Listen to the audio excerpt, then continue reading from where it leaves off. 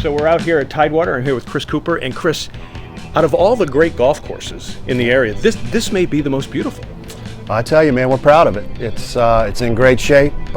You come to Tidewater, as soon as you come through those gates, you know you're in for something special. Oh, a lot of people would think this is a private country club, but it's not. No, like I said, we're in a gated community, but we are considered high-end public. We are proud to serve not only the public, but all of these great golf packages, all these guys that come from all over the world, all over the country, really. And what we try to do here with regards to our service is we like to think of all of our guests, even though we're public, is we like to think you're a member for a day. When you come to Tidewater, we want you to get that private club feel, even though we are a public golf course.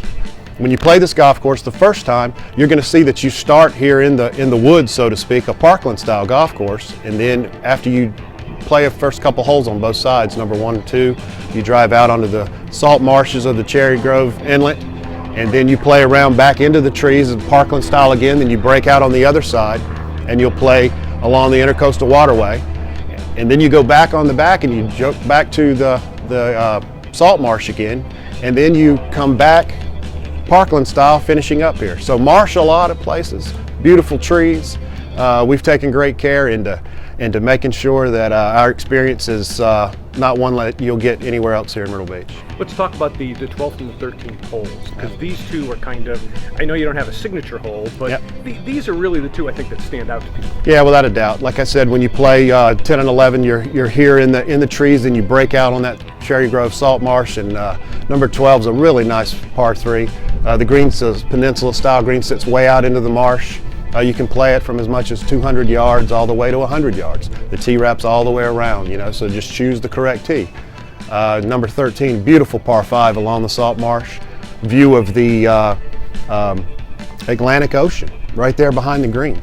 So to see those two holes, it's actually breathtaking. And when you ride out there, we have guys all the time. I say make sure you've got your cell phone ready, because that's going to be a camera moment out there. So when you're playing that par 5 though, is it worth not hitting the driver? Is it better to maybe hit the 3-wood, 5-wood, 4-iron? Well, it's always about the wind out here, so if you get some helping wind, you can get to that green in 2. The green's really well guarded though. There's bunkers everywhere. It's 3-tier, so you need to make sure you get up near the green. You don't want to be standing back there and trying to hit something long in there. You need to get up near the green. But yeah, it's all with the wind there. If it's into the wind, you need to make sure you go ahead and play, hey, this is going to be a 3-shot hole, and play it accordingly. But if you get a little helping wind, which you do quite a bit, especially during the summer, you can go ahead, if you hit a good tee ball, you can take a chance to hit it on there in 2. What I love about what you do here at the course is you preserved a lot of history, and especially the history of a couple of 100 years ago, and also the archaeological finds that you have here. Talk about that and how that would be interesting to folks who were playing here. Sure. When we built this golf course, when they came out here and actually did a lot of the moving of the land, they found a lot of neat stuff, arrowheads and different artifacts that were in the ground from, people that were here a long time before us. And we do display those here in the clubhouse.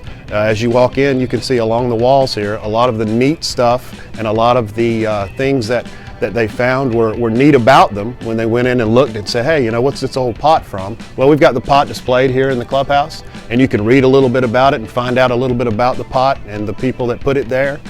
So really, this used to be farm back in the 18th, 19th century. Farmland, farmland. It's, like I said, there's different areas, and our holes are actually named for the different things that we found on the thing. We have a place out here called Futch Site, one of our holes is called, and you can see it's an old settlement that when the ground was moved, you could see where someone had actually lived there. So if somebody would love to not only play here but stay here, how would they do that? Just contact your golf package provider. We deal with 75 golf package providers here in the Myrtle Beach area. And there's always tidewatergolf.com, which is our website. Chris, thank you so much. Hey, man, I appreciate it very much. Chris Cooper, Tidewater. Thanks very much.